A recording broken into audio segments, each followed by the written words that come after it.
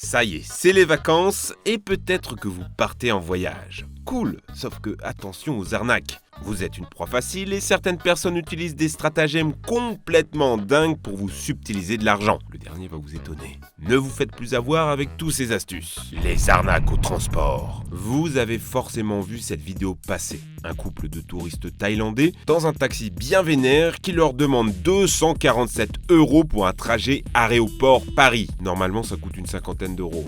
Le taxi hurle, le taxi tape. C'était filmé et il s'est pris 8 mois de prison ferme.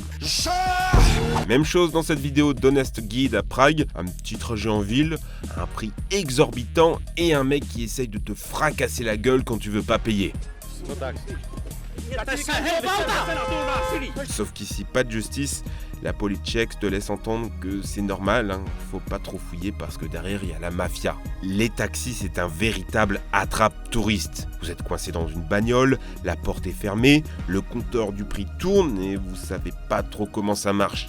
Le mec fait ce qu'il veut de vous. Il y a eu plusieurs cas où un taxi vous lâche avec vos bagages au milieu du Bronx et vous dites vous débrouiller, sauf à lui payer 100 balles pour aller à New York. Pareil, vous allez à l'aéroport, le mec s'arrête au milieu de la route, vous voulez pas rater votre avion, raboulez la thune. Et même quand le prix est juste, que tout semble bien se passer, il y a une arnaque au change. Vous donnez un billet de 50, il vous dit que c'est un billet de 5. Pire, vous donnez un vrai billet, il le met dans sa poche et en sort un faux et vous dit que c'est pas cool d'essayer de l'arnaquer. Oh oui, je dois dire, c'est un peu l'hôpital qui se moque de la charité. Ici, dans cette vidéo, le mec avait photographié le numéro du billet avant, ce qui l'a sauvé. Ils ont même bu un café ensemble juste après pour discuter de l'arnaque. Niveau transport et arnaque, quand c'est pas les taxis, c'est les tuk-tuk. Il y en a partout dans le monde, aussi à Paris, et l'arnaque est bien rodée.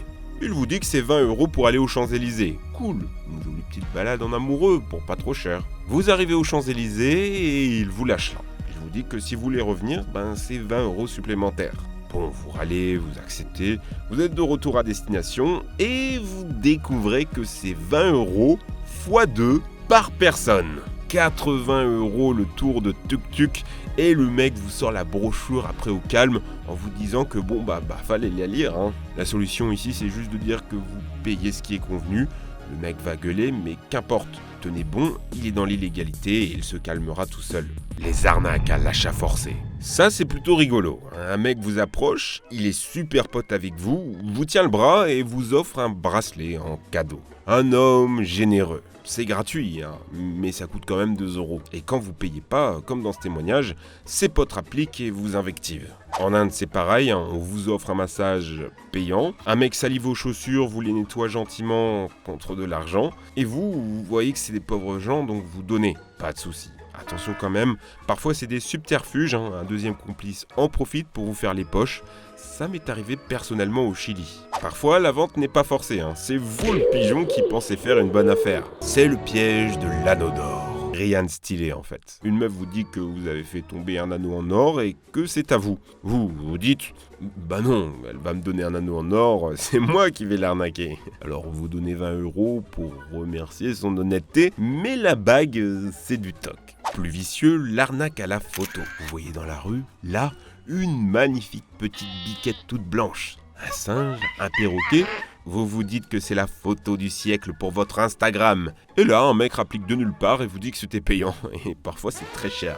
Même chose aux États-Unis, Ces mecs en costume de Spider-Man, Elvis et autres super-héros, c'est pas des mecs gentils qui se déguisent pour vos beaux yeux. Vous prenez la photo et après, faut raquer. Mais ça, c'est écrit nulle part. Les gens ne sont pas gentils par hasard avec les touristes. C'est comme cette vidéo de Serpanza, un expatrié en Chine. Il se déguise en touriste bien beauf et attend de se faire aborder par de jolies jeunes femmes tombées sous son charme de beau mâle blanc blindé de thunes. Sauf que non, elle vous emmène boire un verre dans un bar avec des pièces fermées, gardées par des mecs armés.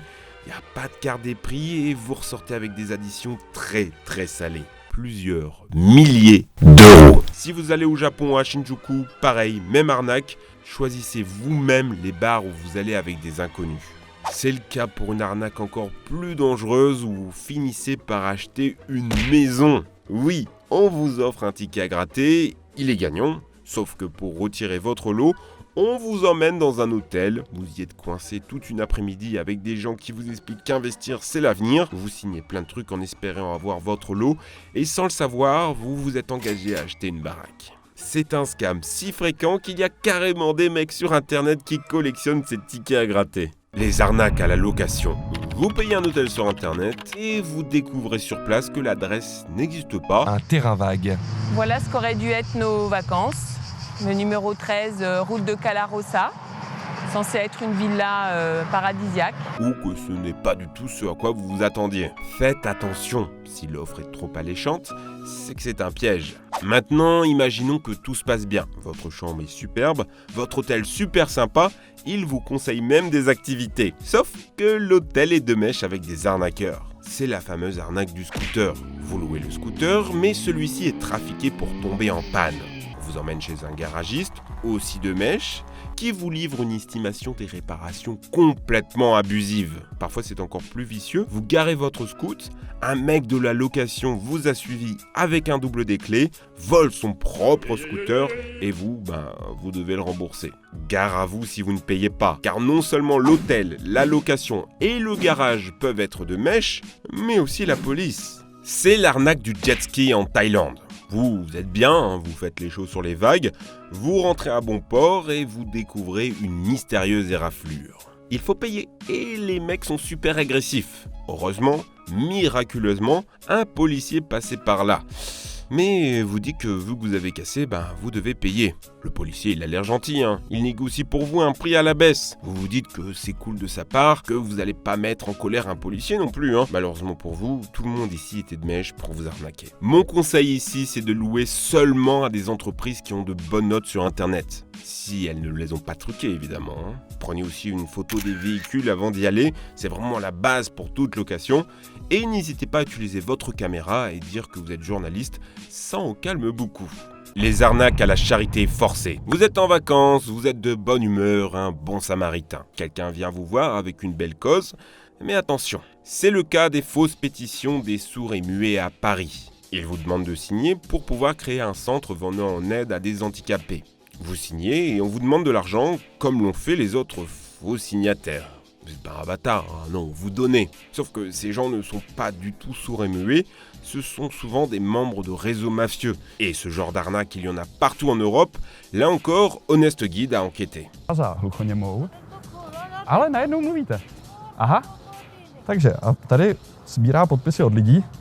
Au Canada, il y avait eu cette affaire sur le Black History Month, le mois pour commémorer les exactions faites pendant l'esclavage. Sauf que certains en profitent, se font passer pour une association, vous donnent un bouquin de force et si vous voulez pas le payer, on vous hurle dessus que vous êtes raciste. Et personne n'a envie d'être accusé de raciste dans la rue, alors tu payes. Il y a la même chose avec de faux moines, de faux religieux. Sur YouTube, vous trouvez plusieurs vidéos pendant le Ramadan où des personnes se déguisent en faux musulmans syriens, apprennent l'arabe même, sachant que pendant le mois sacré, il y a un devoir de faire la zakat, la charité. Au final, ces vidéos m'ont mis un peu mal à l'aise, car même si c'est une arnaque, même s'il y a des réseaux derrière, ça reste de pauvres gens.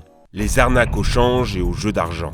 Il y a une vidéo à 6 millions de vues, toujours d'Honest Guide, où il démasque un homme qui fait du change de faux billets dans la rue. Vous donnez 100 €, il vous donne 2500 couronnes chèques, sauf qu'elles sont fausses. Et ce qui est fou, c'est que plein de gens tombent dedans. Genre 3 personnes viennent se plaindre pendant l'altercation de la vidéo. Et si c'est pas frauduleux, c'est carrément des business sur place, avec une boutique en physique, sur les grandes places. Elle pratique un taux de change très éloigné de la vérité. Chose très fréquente à Prague, faites attention, vérifiez les taux sur internet. Toujours dans les questions d'argent, vous connaissez forcément le jeu du bon taux.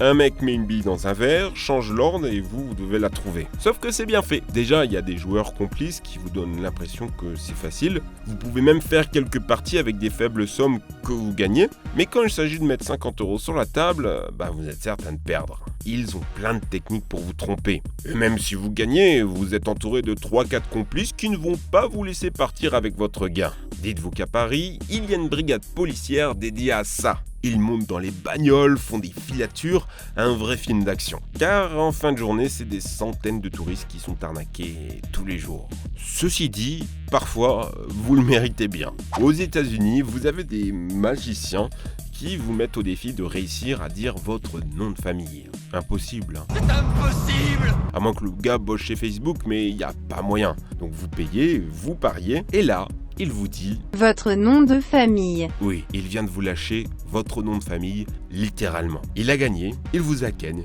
il vous a retourné, c'est bien foutu de votre gueule, mais vous, vous êtes bon joueur, vous lui laissez ses 10 balles. Les arnaques d'autorité.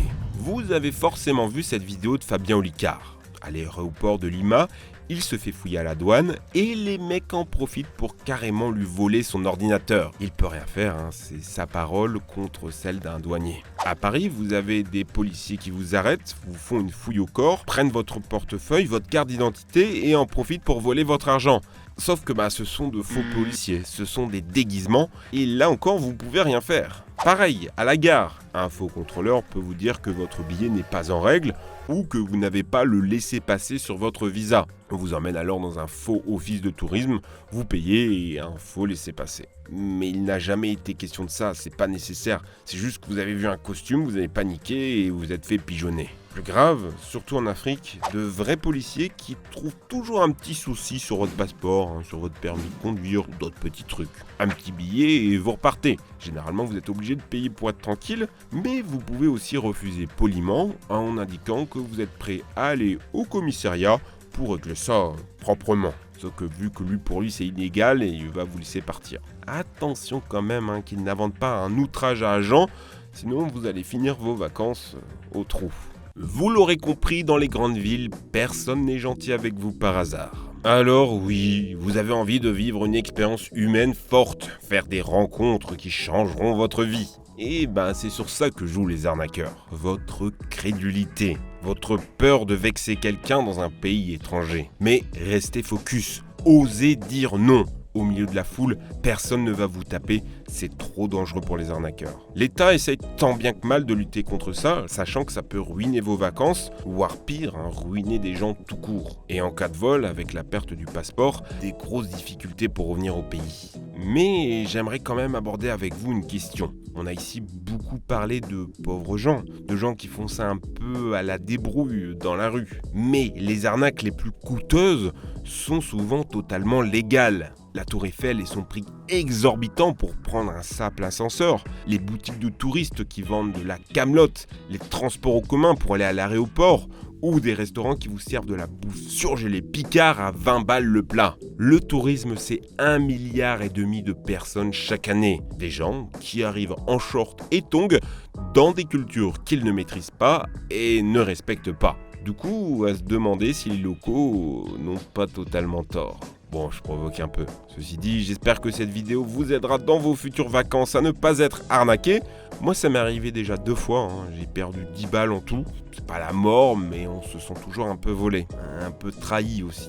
N'hésitez pas à partager cette vidéo à vos parents et à vos amis, qu'ils ne se fassent pas pigeonner. Si vous mettez le pouce bleu, jurez la vérité, je vous envoie 5 € chez vous. Je devine votre adresse, tout, vous inquiétez pas, ça se passera bien. Merci de m'avoir suivi. Merci à Johan de m'avoir aidé sur la vidéo. Allez les amis,